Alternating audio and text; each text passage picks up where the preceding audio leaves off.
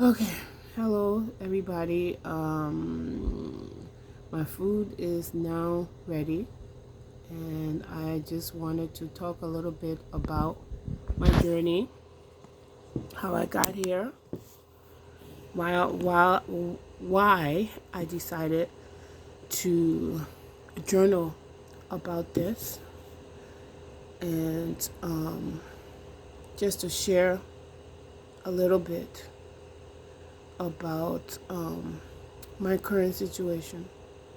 So basically, my name is Macklin Wilson Gibbs. My maiden name is Macklin Wilson, and my husband and I met online through blackpeoplemeet.com in 2016. And I lived in Minnesota at the time, and he lived in Maysville, Kentucky. When we met, we were both in our 40s, late 40s. I was 48, I believe, and he was 46. He's 2 years younger than me. And we seemed like the perfect couple. We talked about, our journey. We talked about where we were, why we were online, what type of relationship we were looking for. And we both agreed that, we were at the age where we wanted to make that commitment. He had been married before, and he said that he liked, being married.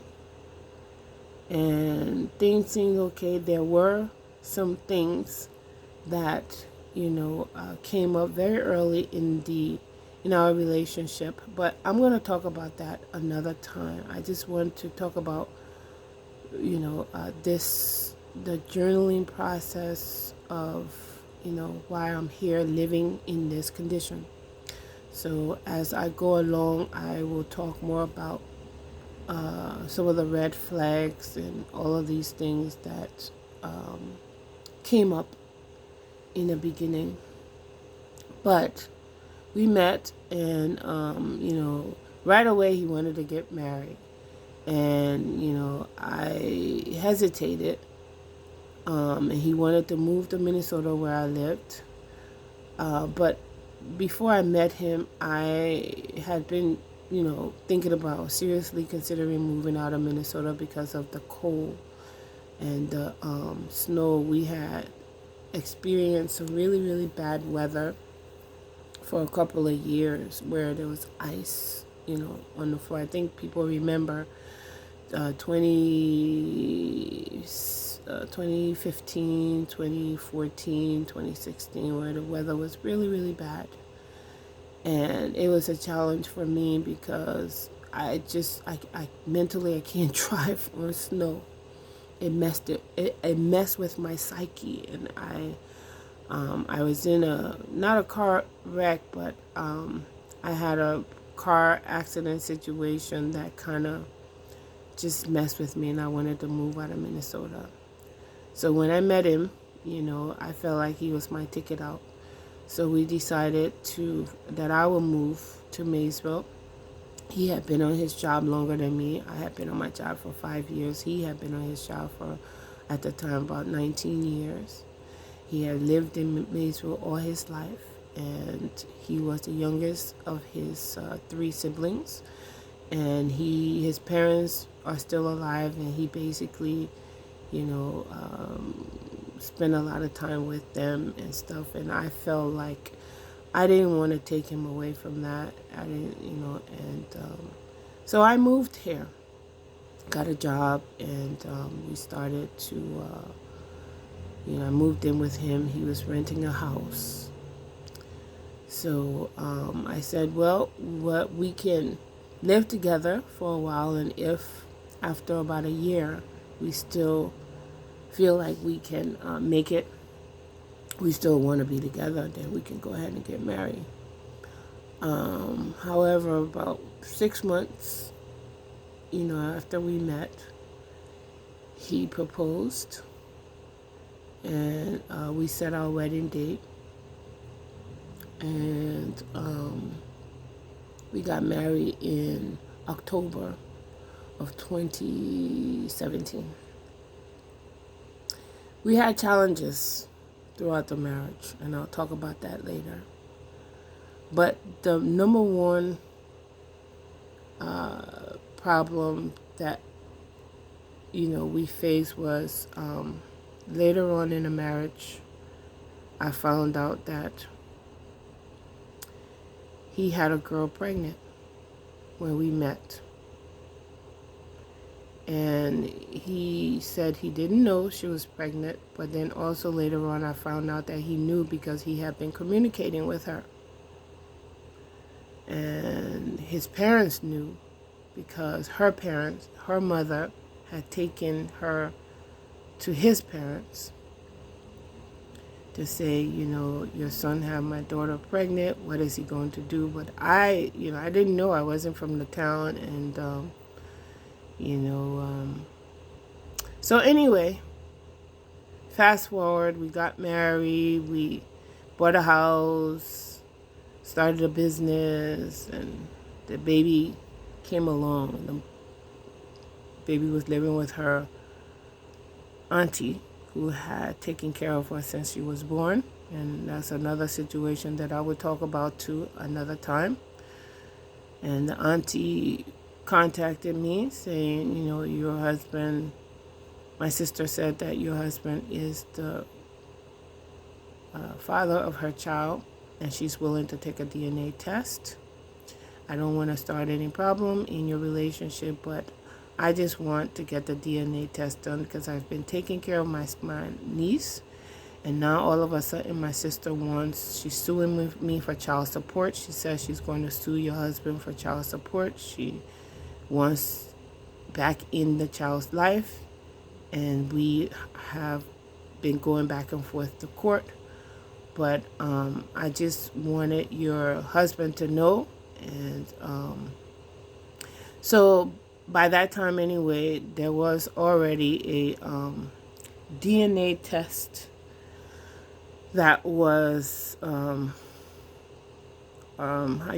paternity test that was issued by the state, and they had sent him child support. I sent it to him, but we had moved and we didn't get it. But a year before that, in 2018, I saw an email with the same sister that, not an email, but a text message on Messenger, on my husband's Messenger page, saying that my sister says that this child is yours and she's willing to do the DNA test. Well, what are you saying about it? When I saw it, I asked him, I was like, well, he had told me that there was a girl that was pregnant. She said she was pregnant. She had denied. She had lied and falsified documentation, so he didn't believe that she was pregnant. And I said, well, why don't you just go and take the DNA test just to, eliminate yourself?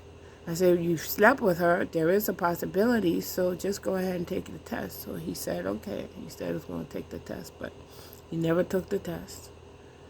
And a year later, the sister contacted me. And when she contacted me, I immediately contacted him, and we had a conversation, and, we talked about the child. She was at that time 3 years old. And so, I realized that, the child was innocent. And I told him, I said, I will help you raise the child, and we can all work together for the sake of the child. So that's what we ended up starting to do. So fast forward, we started to get to know the child started to get to know us. And then the sister came into the picture, and my husband started sneaking around with the child's mother.